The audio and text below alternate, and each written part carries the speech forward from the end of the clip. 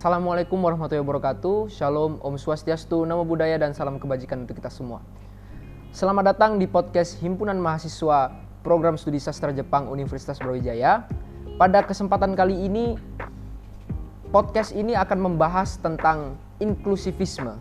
Sebelum itu, izinkan saya untuk memperkenalkan diri. Nama saya Muhammad Bahrul Mufid. Saya mahasiswa Program Studi Sastra Jepang tahun kedua. Di sini saya tidak sendirian, saya di sini bersama dengan Bapak Yohanes Patmo Adi. Gimana Bapak kabarnya malam ini? Baik. Nah, mungkin untuk kesiapannya tentang tema yang kita bahas. Ya, ini sebenarnya tema yang bagi saya sendiri sudah bosen. Karena sejak kuliah itu ngomongin hal ini, dan bahkan ya kemarin baru menyadari bahwa masa lalu saya, secara hidup saya itu ya penuh dengan hal-hal kayak gini. Ya, itu menarik. Mungkin nanti bisa dibahas lebih lanjut ketika sudah masuk materi. Baik, oleh karena itu mungkin dari awal kita masuk ke dalam materi langsung. Mungkin dari pengertian dasar inklusivisme dari perspektif Bapak Patmo sendiri. Inklusif ya? Ya, kan ada eksklusif, itu biasanya orang-orang eksklusif itu ya kelompokku sendiri, kamu bukan golongan gue gitu kan. Nah, bedanya kalau inklusif itu kita mencoba menerima orang-orang yang bahkan beda dengan kita gitu kan. Nah, untuk bisa menjadi inklusif, syarat mutlak adalah toleransi. Toleransi, kesediaan untuk dialog dan mendengarkan orang yang beda, supaya ya bisa kumpul bareng-bareng gitu, meskipun beda-beda gitu.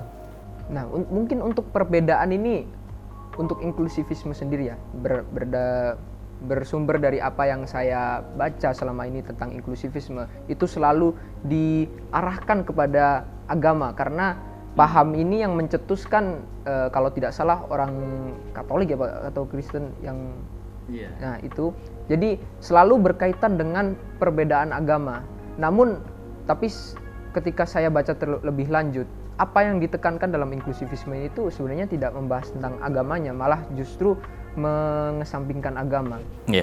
Ya, kalau kita melihat Indonesia itu dari Sabang sampai Merauke itu kan luas sekali. Kita terbagi menjadi 3 zona waktu. Ada banyak bahasa, ada banyak suku bangsa, ada banyak etnis gitu ya. Agama jelas ada 6 agama resmi dan puluhan bahkan ratusan agama nenek moyang, agama tradisi gitu.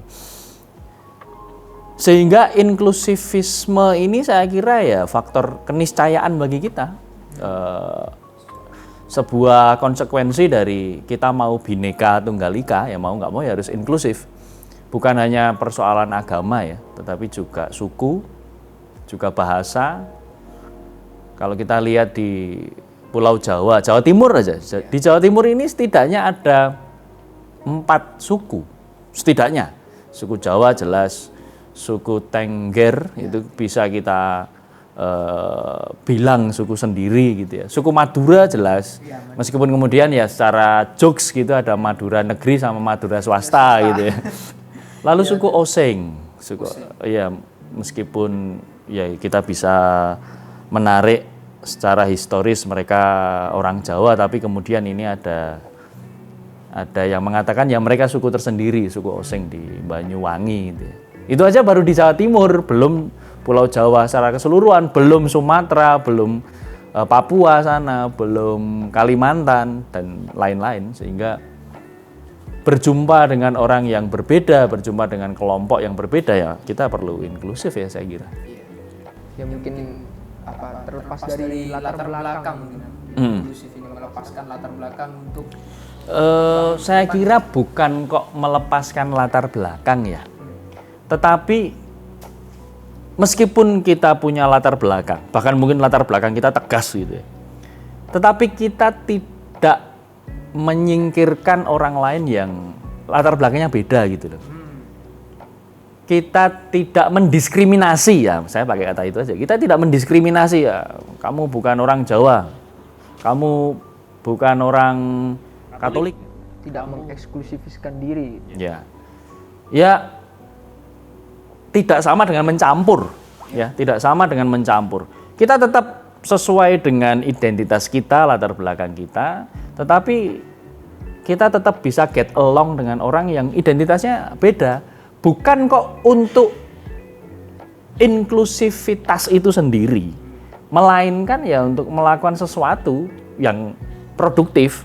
Jadi misalnya nih,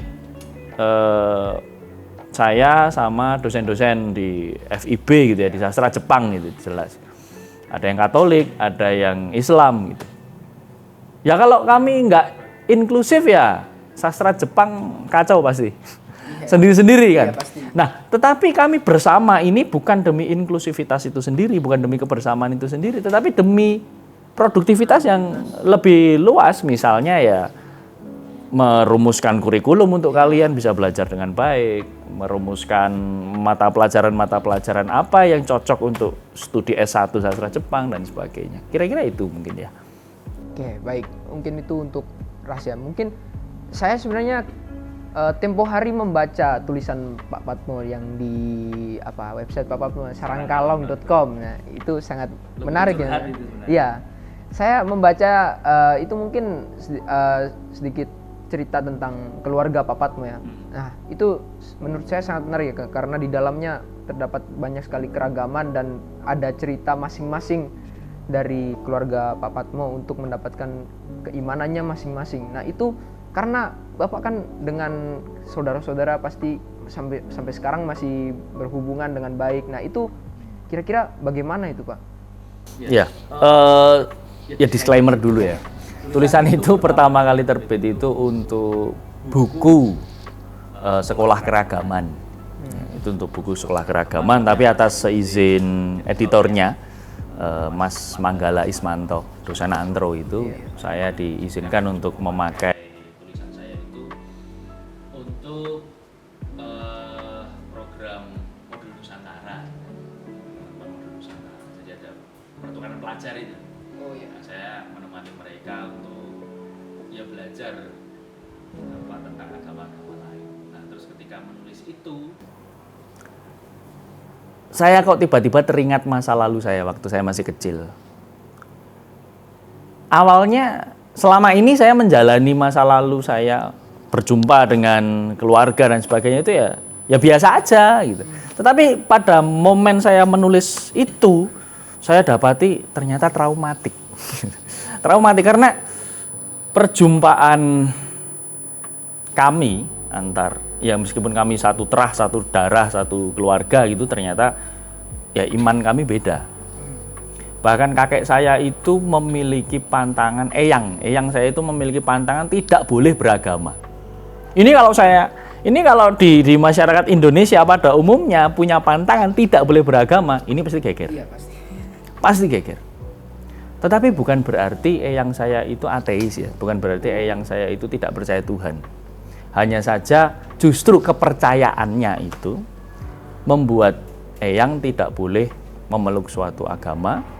Tetapi justru kemudian, ya ini believe it or not gitu ya, namanya orang Jawa ya, apalagi yang dari Solo itu, dia mendapatkan kesaktian tertentu, konon kabarnya, ya namanya juga believe it or not. Lalu dengan kesaktian itu beliau menjadi pasukannya Slamet Riyadi, tahu Slamet Riyadi ya? Nah, itu. Dan akhirnya ya menjadi veteran perang 45, lalu setelah pensiun dari tentara yang menolong orang lah dengan caranya. Tapi kemudian di akhir hidupnya beliau diminta ayah untuk memilih satu dari dua agama sebenarnya, ikut bapak Katolik atau ikut adik-adik atau kakaknya bapak Islam. Dan eyang memilih ikut Islam. Islam itu setelah mengucapkan kalimat syahadat, beliau bisa meninggal. Itu eyang kakung. Eyang putri lebih dramatik sekali. Kalau saya mengingat-ingat peristiwanya itu ya serem sebenarnya kalau mau saya ceritakan.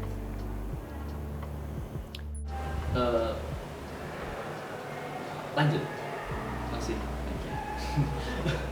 Jadi ini seremnya apa?